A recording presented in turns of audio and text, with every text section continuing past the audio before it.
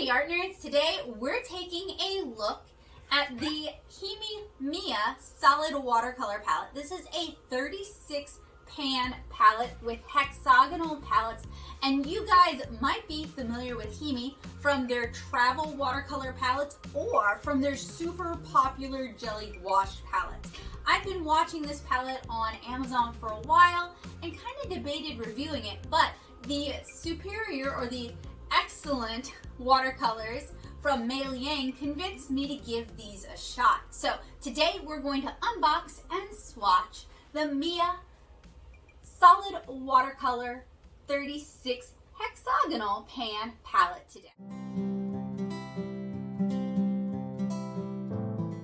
So Himi has a few other watercolor products on the market, including their 18 assorted color travel pack, as well as this interesting looking round palette for kiddos, and some more typical half pan and the extruded pan palettes. But I thought this one looked like it promised the best results, and after Bomberbee talked about their experiences enjoying the Himi travel palette over on my Discord server, the Paint Box, I figured it was pretty safe to give these a try. These are available on Amazon. I've also seen them on AliExpress, and I'll have a link in the description down below to where you can get your own. These are going for $19.99 right now on Amazon with a $2 coupon, and they're available with Prime shipping, so they should ship free within a couple of days. So according to Amazon, this set promises finely ground pigments, which has a small volume but a large capacity. Concentrated watercolor pigments are durable, and it only takes a little paint to create a large and vivid painting. Safe and non-toxic. These paints are AP certified, making them safe for artists of all ages, and has excellent mixing properties from light to dark, from delicate to dramatic. High pigmented superior performance, highest quality with an elevated concentration of finely ground top permanence rating and durability pigments, making our solid watercolor paints durable and will not crack. And there is no chalky or grainy feel to them after they are dry. These are easy to blend colors and dry fast, fading resistance, and have excellent fluid. Compact and portable, lightweight and high quality clear tops case contains all the 36 diamond shaped pans, the extra pencil and paintbrush for you to take on the go. Easy to organize, allows you to unleash the inner artist anytime the mood strikes. Create your artwork anywhere. This watercolor paint set are suitable for beginner, painting lovers, and artists. Ideal for coloring books, business cards, art diaries, sketching, and creating your own artwork on watercolor pad. You can paint absolutely anywhere. The result and the presentation will surely show you it's a great value. And that's all from the Amazon listing. On the MIYA website, which is miyaarts.com, and I'll link that down in the description below, they do have that interesting round watercolor palette that I've been eyeing on AliExpress forever. They have the travel palette that's fairly popular and seems well built and cutely packaged, and they also have tube versions of their watercolors, which I wouldn't mind trying at some point, but they don't happen to have this particular palette here. So while I wish I could give you more information directly from the horse's mouth, unfortunately their site is not listing this palette. So in general, when I review watercolor supplies, I avoid watching or consuming other reviews before I do my own review. That way I'm not super biased by what is said in those other reviews. So if you are interested in a second opinion, I know the Frugal Crafter also reviewed these, so I hope you guys will head on over to her channel after you finish with this one and check out what she has to say. I'll try to link that in the description below as well. That said, while I was on Amazon looking for more information about these paints, I did catch a couple of the reviews there, and one of them pointed out that compared to their Winsor & Newton watercolors, these are just not quite as good. That's about in line with what I expect to see from these. I expect these are more of a student quality watercolor rather than a professional grade watercolor. And to be real, when you pay $19 for 36 half pans, that's probably gonna be what you get. But student grade isn't always the worst. I did happen to really enjoy the pretty excellent Parrot watercolors from Meiliang. So those are actually made by the same company that makes Paul Rubens, and those are really pretty good. So I'm hoping that these are about that same quality. But generally here on the channel, I'm not really a fan of student grade watercolors, mainly because here in the US, student grade watercolors like Cotman or Sennelier's L'Aquarelle watercolors tend to be almost as expensive as their professional counterparts and don't handle nearly as well. On that note though, I have not tried any of the other Himi MIYA or the other MIYA products on the market. I haven't tried the jelly gouache, as I'm not much of a gouache user myself. I haven't tried their other watercolors. So rather than comparing these to what might be a more professional option from this company, I'm just going to compare them against the pretty excellent watercolors and with other professional grade watercolors that I've tried in the past. Now, these do not necessarily claim to be professional grade watercolors. They do make a lot of claims, and we are going to be looking for some of those properties when we're reviewing these today. But in general, I expect these to be about student grade. MIYA is a Chinese company with 4 sub-brands: Himi, MIYA, Original Paint, and Pinworld. Their core value is there is innovation, there is the future. So I expect to see a lot of interesting things from MIYA. MIYA has its own raw materials and production line, so they're not necessarily dependent on what's currently available in the mass market.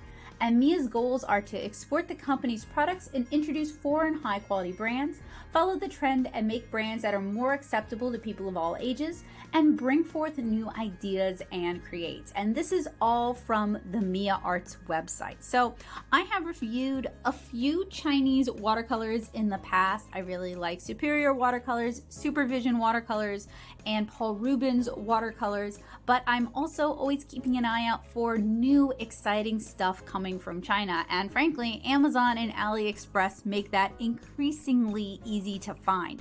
So if you're on the market for affordable, high-performing watercolors and you feel like you've kind of exhausted what the American market has to offer, I'll link some of my favorites down in the description below. I hope you guys will check that out. I also have a playlist of art supplies from around the world if you're curious about what other countries have to play with. That about covers the basics. Let's go ahead and unbox these watercolors. So on the back, it says Himi Rhombus Solid Watercolor Kits, green, 36 colors. So that's why I keep calling it Himi MIYA and Himi. It is mostly in Chinese, so I am gonna have to use Google Translate for this.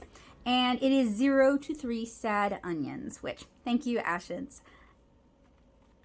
It is wrapped in a plastic container, like a sealable, reusable box, but inside it is also shrink wrapped with plastic. I don't really understand why they need to do all that, but I do appreciate that the individual half pans are not further wrapped in plastic or in foil. So Google Translate brought up some interesting results. So on the front of the package, it says Dongru MIA, then MIYA, diamond, solid, colorful, delicate, resistant to country. Now that is, to be fair, Google Translate. Let's check out what the back has to say. So the back says solid watercolor, all wooden brigade, 300 GM watercolor, bright colors, various choices of fine paste, high light fastness, unique shape, easy to use. Rhombus solid watercolor, 36 colors. Produced by Hangzhou MIYA Painting Material Limited Co. or Painting Material Technology Co. Limited. Then there is a street address. I'll have that in the description below. There's a couple of URLs, which will also be in the description below. But the most interesting thing to me is the 0 to 3 sad onion warning that says toddlers should use heat and sun protection when accompanied by their parents, and do not put them in the sun, which probably warns that you shouldn't store these in the sun, but Google Translate thought we were talking about toddlers. All right, so let's go ahead and get this unwrapped.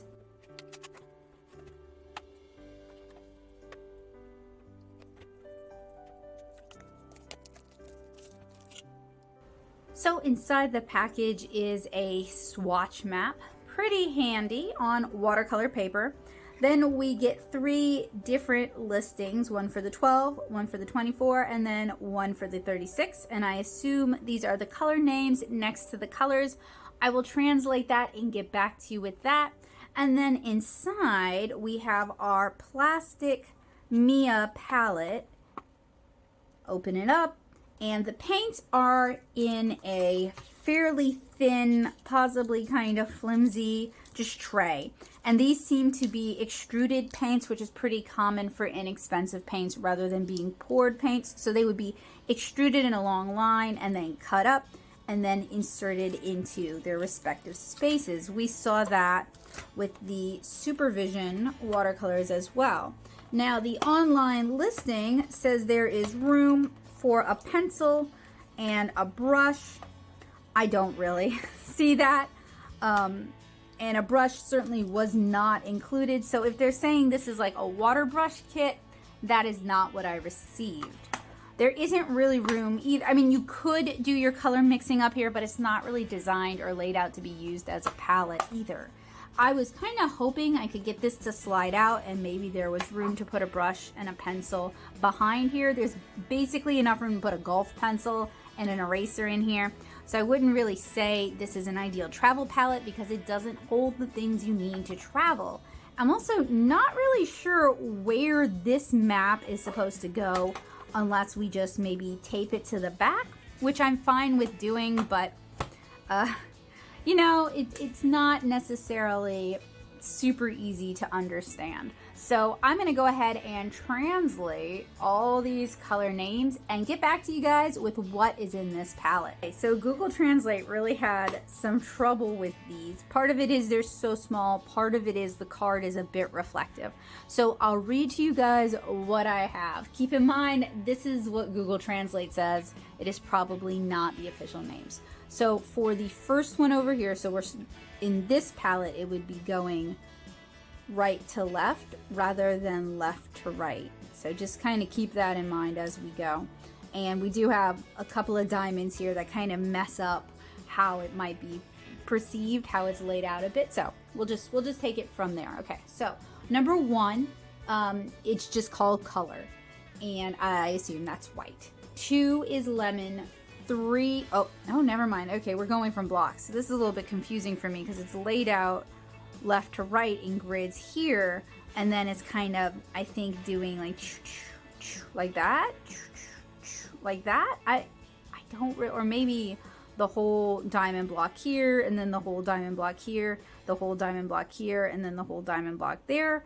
Maybe, I don't know. Basically, it's going to take me swatching these because the masstone do make it a little bit difficult to see which colors are which. And I think I can actually pull one of these extruded paints out so we can actually take a look at it so you guys can see how it's extruded. It's a little bit soft to the touch, a little bit sticky, and it was just, they used like a glue dot to adhere it to the plastic container. So on that note, I am swatching from beautiful and humid Southeast Louisiana. So if there are any hydrophilic, any additives or binders or fillers in this that love water, this would be the place for them. All right, so we have, I guess I'm gonna go using this sheet since it's actually in the order that I wrote it down and I don't have to guess. So we've got color, we've got lemon, we've got light yellow, we have we have middle yellow, we have orange, we have, oh, I think I got orange twice. My mistake. Sorry about that, y'all. Let me adjust my notes for our show and we'll keep on going. We have zoo, we have scarlet, crimson, one yellow, which looks like a yellow ochre to me. No matter how many times I tried to take photos, Google Translate just couldn't get this one. So I don't know about that. We have hot fine. On the next row, we have hot. Then we have Indian red, pink, female rose H, violet, and purple. On the next row, we have King Lian, and I apologize if I mispronounced that. We have ultramarine, we have turquoise orchid, we have sky blue, we have lake blue, we have sea blue. Then we have Poulan, we have yellow green, we have 4R record, we have medium green, we have dark green, and we have hook green, which is probably a hooker's green. And I apologize because you guys can't even see them like that. And then on the final row, we have tree green, we have blessing, we have brown, we have indigo, we have pain ash, and we have black. So that is all 36 of the colors in this set. If you are more fluent in Chinese, if you can read these and you can let me know which color, what the colors are for the ones with kind of those strange names like Blessing or 4R Record, let me know down in the comments below. Google Translate sure does try, and reviewing art supplies from around the world would be much harder without Google Translate, but it isn't perfect and it's not nearly as good as having someone who can actually read and understand the language give their input.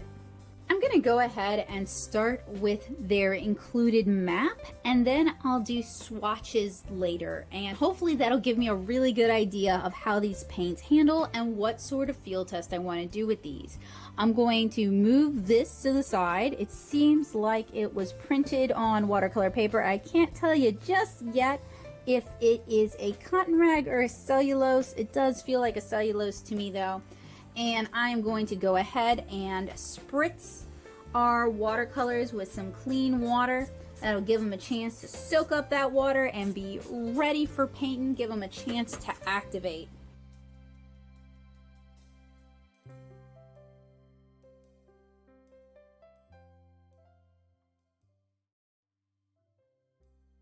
So I noticed that the colors activate fairly readily. They seem quite saturated and blend out nicely. They do make the water a muddy mess, so they are probably full of optical brighteners to make the masstone more appealing.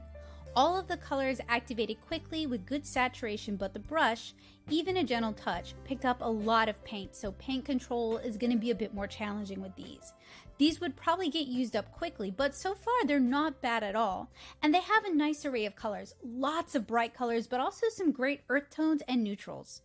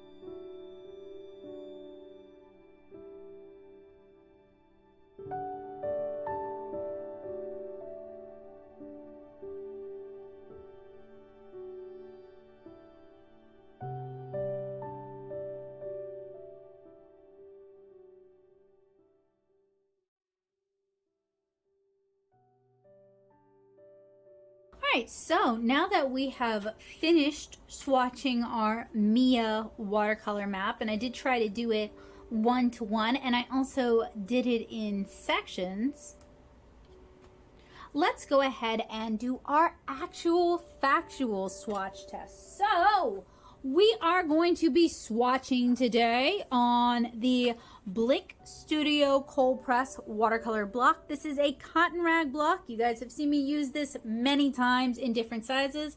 I like that it is cotton rag. I like that I have a lot of other watercolor swatches to compare it to, since I use this paper for a lot of my swatching. And I like that it's block bound. It makes doing these kind of tests a lot easier.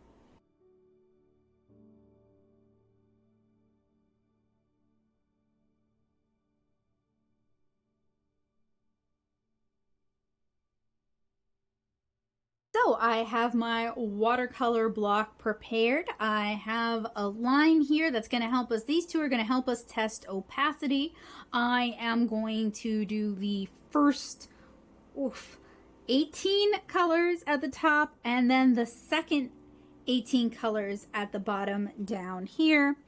And what I'm going to be doing is I'm going to be doing a masstone swatch and then a gradiated swatch so that we can actually see how the colors kind of wash out as you add water. We did get a bit of a sneak peek here with the map, but this is going to give us a better idea of how these colors kind of wash out as we add water.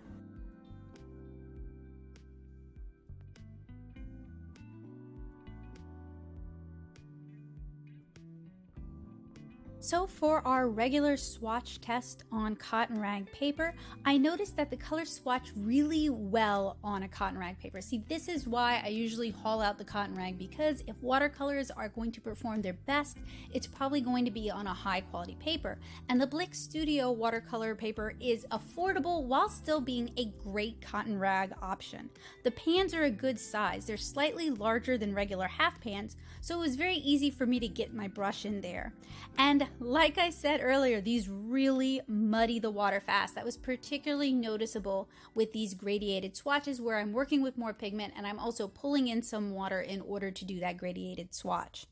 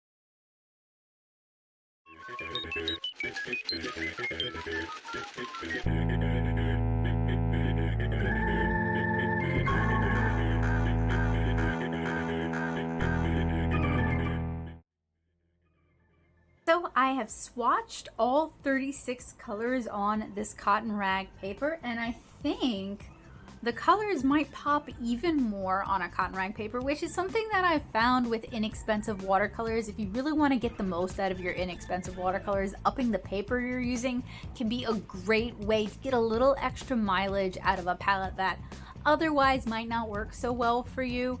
I mean, to be absolutely fair, I theoretically ought to swatch my cheaper watercolors on a cellulose paper as well, so you guys can really see the difference. But I have a video here on the channel where I compare cellulose paper, that's like regular old wood pulp paper, that's the inexpensive watercolor papers like Canson XL or Strathmore's inexpensive watercolor paper, where I compare those kind of papers against cotton rag papers. And in fact, I actually use one brand to use it. I use Fluid. So I compare the Fluid Easy Block against Fluid 100 watercolor paper, and that kind of with the same swatches, using professional grade watercolors to show you guys why cotton rag is often a great way to upgrade your art depending on what you're going for. I'm a watercolor comic artist, so I do the majority of my painting on a cellulose paper. I actually do a lot of my comic pages on Canson Mont Ball. It is one of the papers that I feel performs almost like a cotton rag, but at a price point closer to a cellulose paper. So that's what I like. But when I'm doing standalone illustrations, that's when I like to use a cotton rag paper. So what paper you use is really going to depend on your budget and your price point, but hopefully that video will be helpful for those of you who are kind of on the fence about which paper to buy.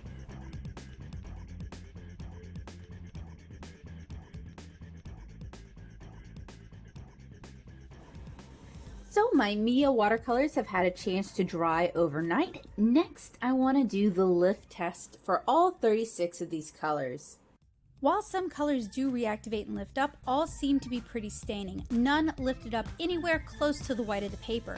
Granulation is pretty minimal. Everything seems to be granulating about the same amount.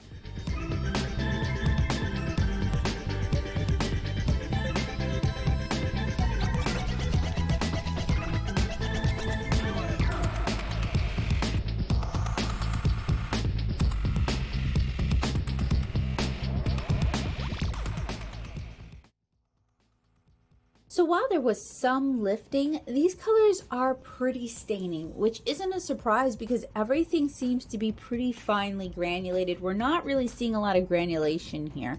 All of the particle sizes are, for the most part, pretty similar. We do see some granulation with some colors, but I wouldn't call it like super granulation or even particularly noticeable. Certainly not compared to what you might see with Western style watercolors. With a set this size, you're not really going to do a whole lot of color mixing, or at least you're not going to have to do a whole lot of color mixing, but I did think doing a little bit and demonstrating how that might work for y'all would be a good idea, because it would give us an idea of whether or not these paints kind of fall apart as you mix them, as you glaze them, as you layer them. So I'm just going to do some really basic primaries. We're going to start with yellow and red. And it's kind of a middle of the road yellow, a middle of the road red. And we're going to do some atomic or manual mixing. So it's very easy to mix in orange with these because you've got plenty of colors to choose from. Next, I'm going to use this, no, I'm going to use the cooler yellow, along with a cooler blue to make a green.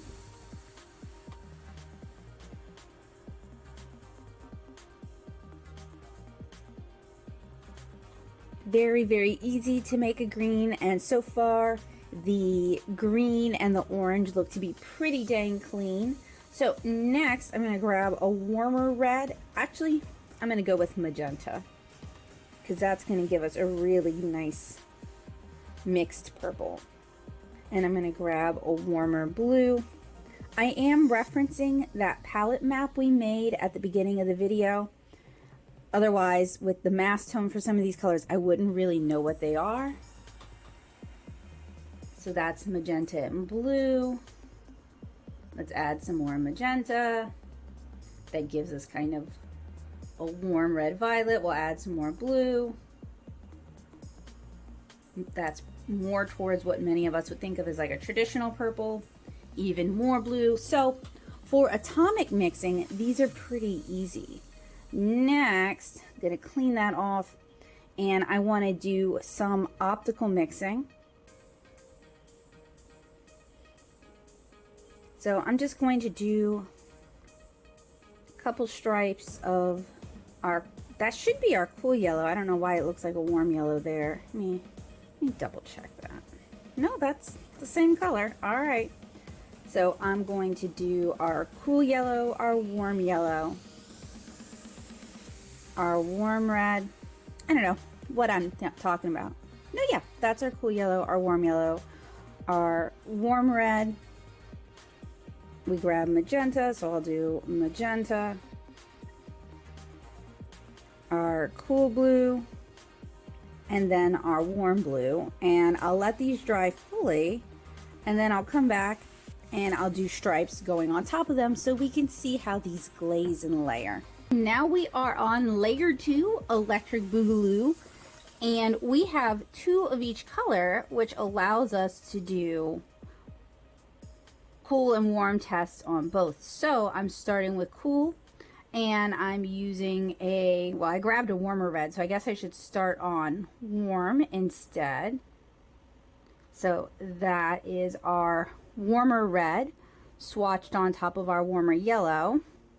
And then here is our warmer red swatched on top of our warmer blue. Then I'll grab our magenta, which is our cooler red for today. Although we have plenty of choices, I just happen to grab magenta because I know magenta makes for nice purples. And I'm going to use our cooler red, or our pink, on top of our cooler yellow. And then on top of our cooler blue. Then I'm going to grab our cooler yellow and swatch that on top of our cooler red, and then on top of, get it in there, find a way, on top of our cooler blue. And then finally, well, still got to do that warmer yellow. Don't know what I'm thinking. Let myself get distracted, that ADHD life. And I'm going to swatch my warmer yellow on top of my warmer red and on top of my warmer blue, which will give us kind of an olive green color. I am seeing some reactivation, even though these dried fully for about an hour with the fan on. So that does tell us that if you try to layer these or glaze these at full saturation, you are going to see some reactivation. Let's grab our warmer blue. And we'll swatch that over our warmer yellow, and then over our warmer red. Always feels kind of funny to say warm red and cool red, right? Because the way we're taught to think about those colors, they're already kind of warm. And then we'll grab our cool blue, which is kind of like a phthalo blue, and we'll swatch that over our cooler yellow, although the cooler yellow is looking a lot like the regular warmer yellow, and over our cooler red. And then we'll give those a chance to dry as well.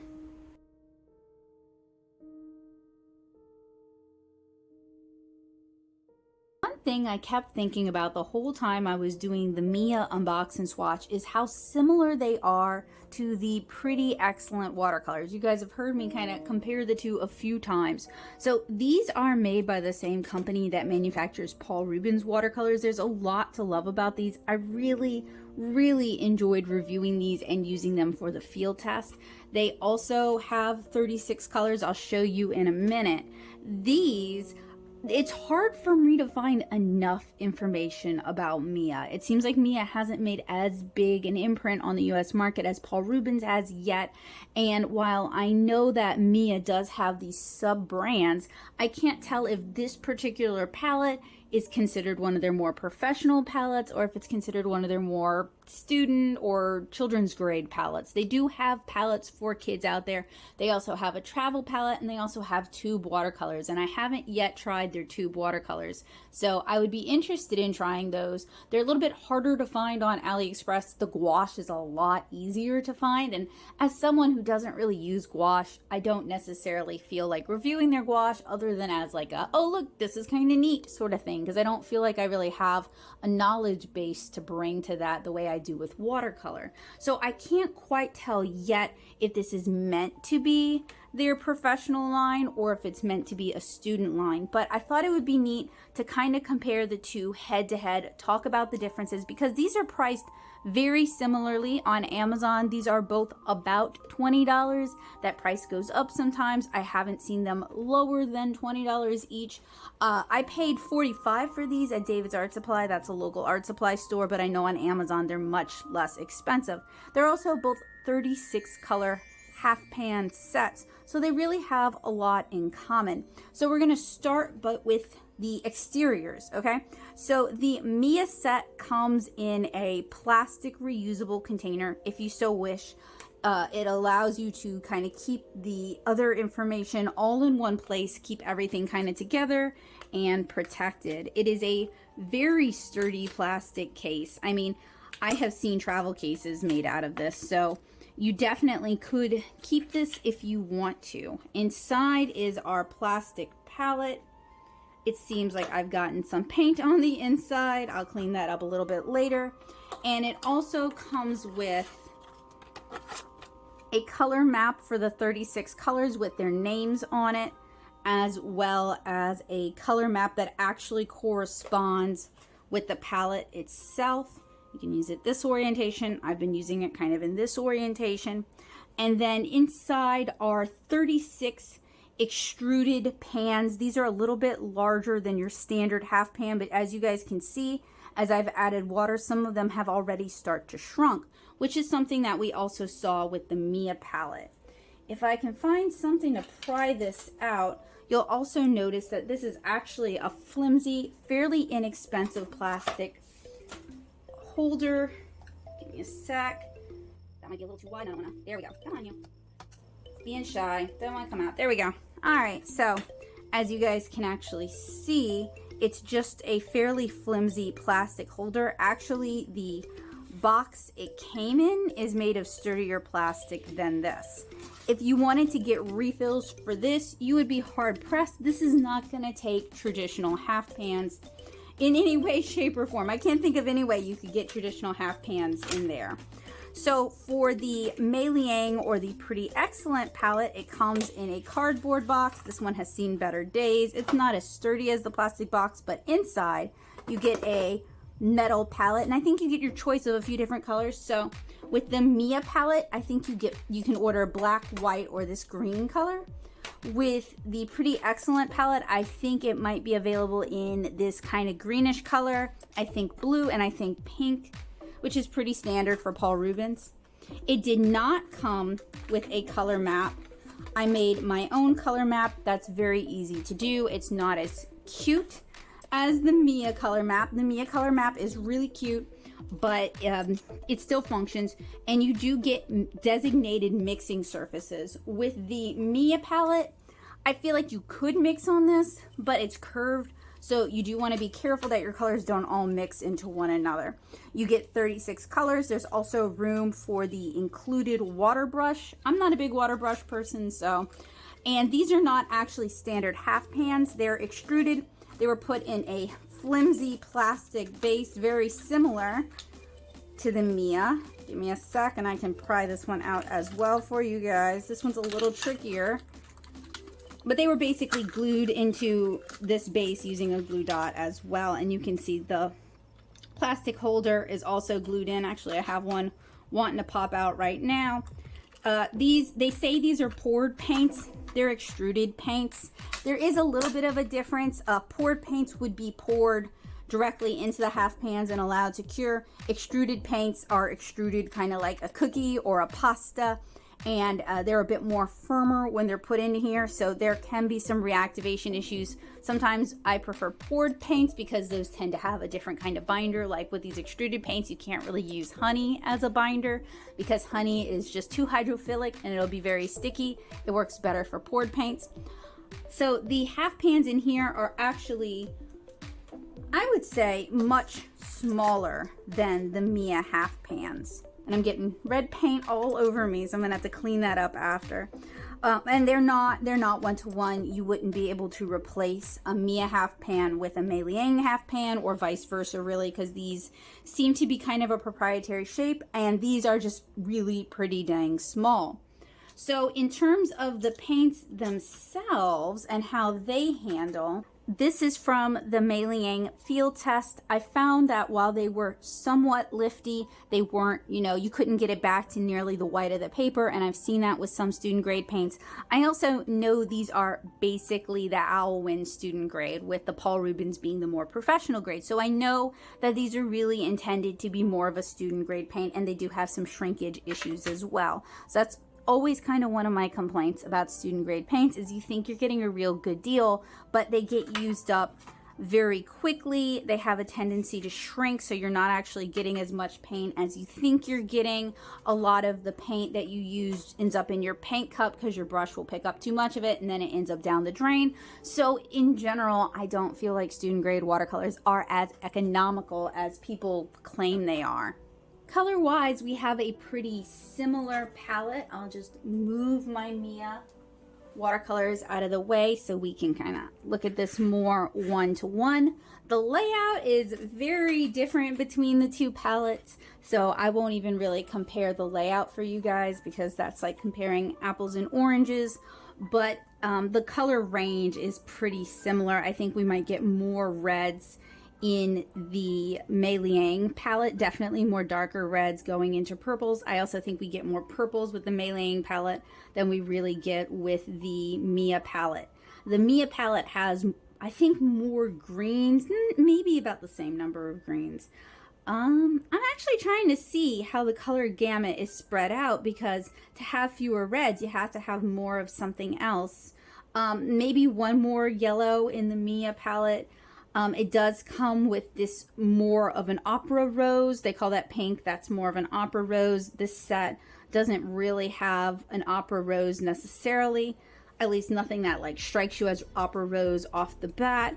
This set also has more oranges. I don't know, maybe they have the same amount of oranges. It definitely seems to have a lot of blues.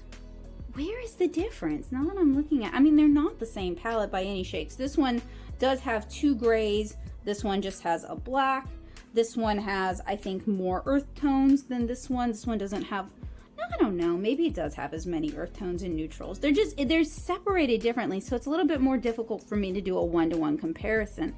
The Meiliang has a vetiver blue, which is more of like an opaque sort of blue that you would see in, say, a Chinese or a Gensai style watercolor palette, whereas the MIYA has kind of more of a cerulean blue. They call it a sky blue, but to me that's more of like a cerulean blue.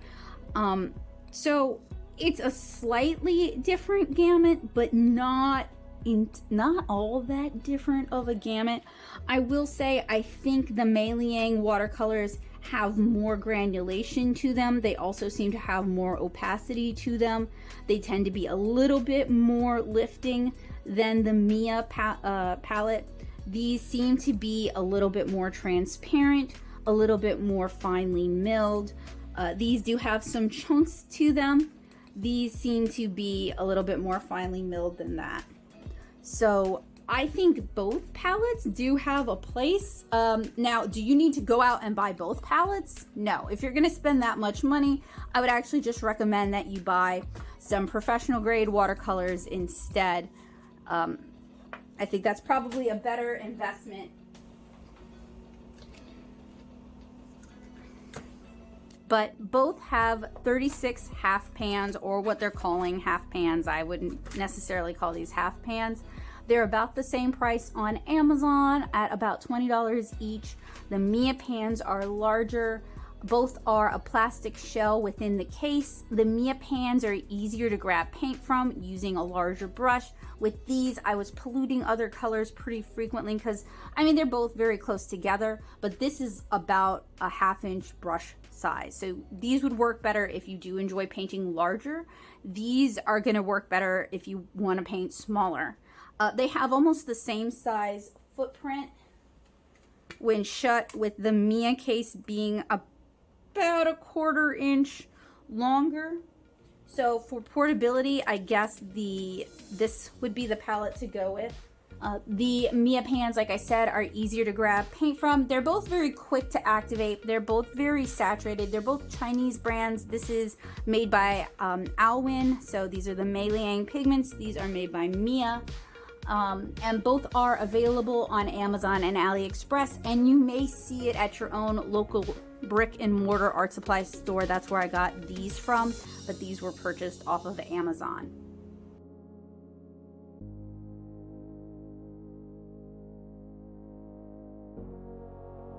So who is this set for? I think this is definitely a great fit for calligraphers and card makers. People who want a lot of color, quick activation, and don't need to do a lot of mixing. These could also be a great inexpensive option for comic artists who don't want to do a lot of color mixing themselves, or as an expansive travel set with a lot of color options for quick illustration on the go. To me, these are more compact than the superior watercolor fan palette that you guys saw me review a couple years ago, and I'll link that in the cards, and with a whole lot less mess. So what are the pros and cons of this MIYA watercolor palette? Well, the pros. It's a very inexpensive palette with a huge range of colors. It's quick to activate and you get a lot of color fast. You get a generous amount of color in these half pans. And as you can see, half pans should have air quotes because these are very unusual pans, but you do get a generous amount of color in these, probably more than you would receive in your standard half pan.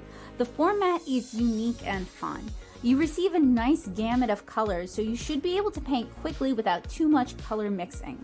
These are staining watercolors, so some artists, particularly maybe watercolor comic artists, might find that to be more appealing than having big chunky granulation that might end up on your character's teeny tiny faces. And you can easily get a brush in these half pans, so these would be great for artists who work larger or need to mix up larger amounts of color. So what are the cons? The colors dry desaturated, not nearly as vibrant as they promise, but they are still plenty vibrant. They just happen to have a fair amount of optical brighteners in them to kind of extend the paint to make them look more appealing in the half pans. The problem with that is you use up your paint very quickly. It muddies your water more quickly than colors that don't utilize a lot of optical brighteners, and frankly, you end up wasting a lot of paint because it globs up on your brush and it all ends up in your paint cup and then down the sink later on.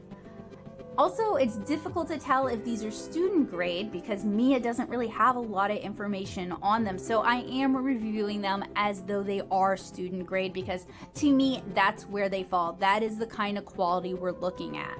And as I'm reviewing these as student grade, you'll probably end up using up some colors quickly and won't be able to replace them with MIYA watercolors, but you could probably refill these strange half pans with the watercolor of your choice. So it's not the biggest deal. I just happen to prefer when you can replace it with the same if you wanted to.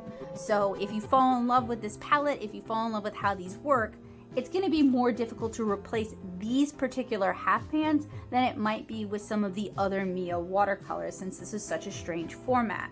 There's also no room for a brush or pencil, whereas the Amazon listing says there is room for both. That could just be, you know, they copied the text over from a different MIYA listing.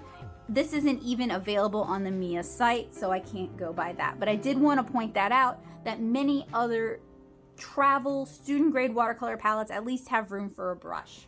The pigment information and light fast information for these is not readily available. I don't have that to offer to you guys, but if y'all have it, do me a huge favor and either send it to me over on the Paint Box, my Discord server, or link it in the comments for me. I would really appreciate it.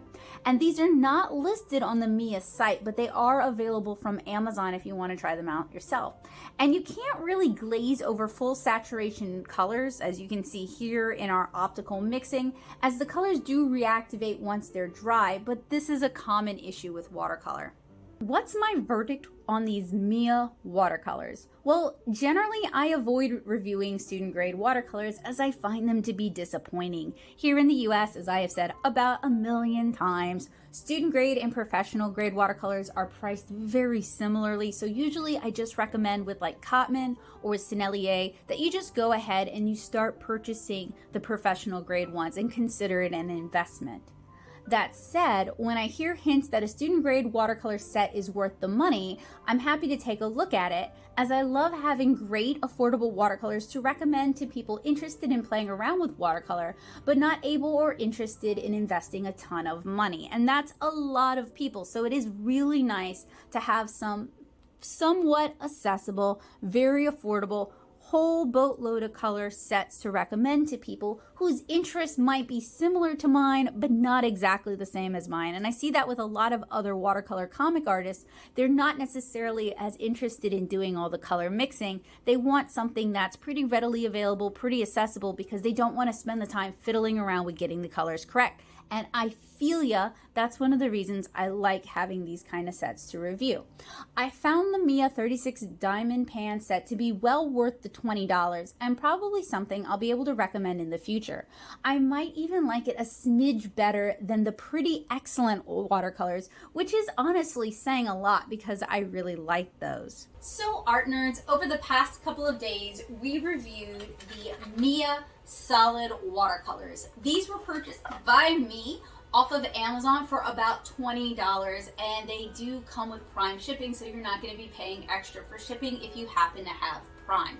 These were purchased out of pocket with funds raised from my Patreon. So if you enjoy the reviews that I share here on the channel, if you find them helpful, useful, and informative, a great way to support the work that I do here is to join me over on Patreon. Another great way to support what I'm doing here that costs you absolutely nothing is to leave a like and a comment, especially if you have questions about these watercolors or suggestions for what I should do during the field test. So in my, not next video honestly, but in an upcoming video, I want to field test these student grade watercolors. I want to put them through their paces and paint a full illustration with these, and I am interested in hearing suggestions from you guys. If you guys don't have any suggestions, I'm going to select something from Lilliputian Living that I feel fits the palette and use that as my inspiration. But regardless of whether you guys have some bright ideas for what I should paint with these, or you're just curious, I hope I'll see you guys in the upcoming field test when we put these to the test. So I really enjoyed unboxing and swatching these watercolors. I found them to be bright, to be vibrant, not overly full of optical brighteners, although they do have some optical brighteners, and I feel that they might even be a smidge better than the Meiliang Pigments Pretty Excellent or Parrot watercolors that I reviewed not too long ago. They're very affordable. You get a boatload of bright colors, and as you guys can see over here on the side, they do mix quite well. So these could be a great fit for an artist on a budget looking for accessible, affordable, but well-performing watercolors, not yet able to invest in maybe professional grade watercolors. These could also be a good gift for a student or a younger artist who's interested in watercolors and has outgrown a lot of the inexpensive watercolors that are on the US market. They could also be a great addition to your studio if you're looking for some quick, vibrant color without a whole lot of fuss or a whole lot of mess, and larger half pans that you can actually get your brush into. So I really enjoyed this review. I hope you guys also enjoyed it. I hope y'all found it helpful, useful, and informative. And I hope to see you guys again really soon with the field tests for this. So I hope you guys have a wonderful day, and I hope you guys stay safe and healthy. Bye guys!